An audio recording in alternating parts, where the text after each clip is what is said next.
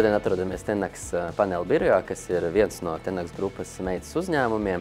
Tenax ir dibināts 91. gadā, ir bijis viens no pirmajiem reģistrētajiem uzņēmuma reģistrā.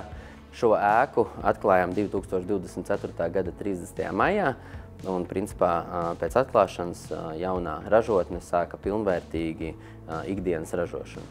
SIA Tenax paneļi nodarbojas ar sendviču paneļu ražošanu, realizāciju Baltijas tirgu un arī Skandināvijas tirgu.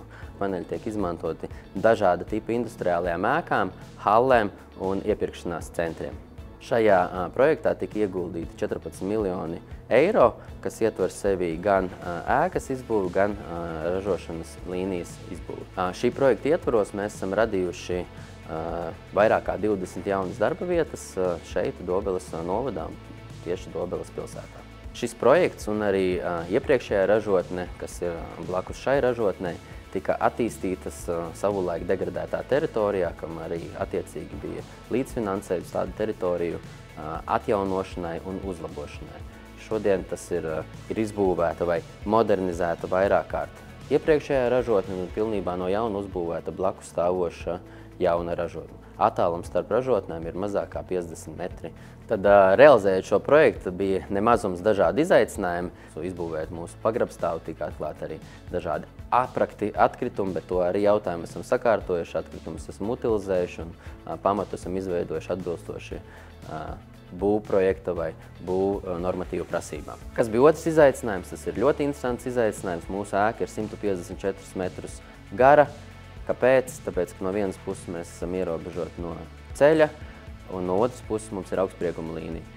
Un ko tas mums ir veicinājis vai kādus papildus izaicinājumus tas radīs, mēs mūsu ēku šo bijām spiest izbūvēt 2 līmeņos, lai sasniegtu to nepieciešamā līnijas garumu. Jaunās līnijas garums ir tuvu 350 metriem, un 154 metru garā ēkā mums nācās vairāk kārt taisīt tādu kā gliemezi un arī izbūvēt līniju pagrabstāvā. Turpinam investēt. Attiecīgi šajā gadā būs vēl viens jauns produkts, tās ir jumta nesošās loksnes, kas tiek izmantotas arī industriālajām ēkām priekš plakanajiem jumtiem. Iekārts ir pasūtīts, iekārts ir izbūves stadijā un attiecīgi līdz gada vidum iekārts tiks izbūvēts un varēsim sākt jaunu produkta ražošanu. Ar ko tad šī jaunā ražotne ir pārāka vai labāka par iepriekšējo? Tad šajā ražotnē ir iestrādātas visas tās nianses, kas ir varbūt trūkušas vai bijušas lēnākas iepriekšējā, un esam arī spēruši soli un ir izdevies pēdējā mirklī mākslīgā intelekta rīkus iestrādāt arī jaunajā ražotnē, kas kontrolēs kvalitāti, ļaus ražot precīzāk un ļaus ražot arī vairāk vienā laika vienībā. Plānotais pieaugums pret 2024. gadu ir 24%. Attiecīgi mēs plānojam saražot 1 150 000 kvadrātmetru sendviču paneļu šajā gadā. Darbinieki tas ir mūsu lielākais spēks.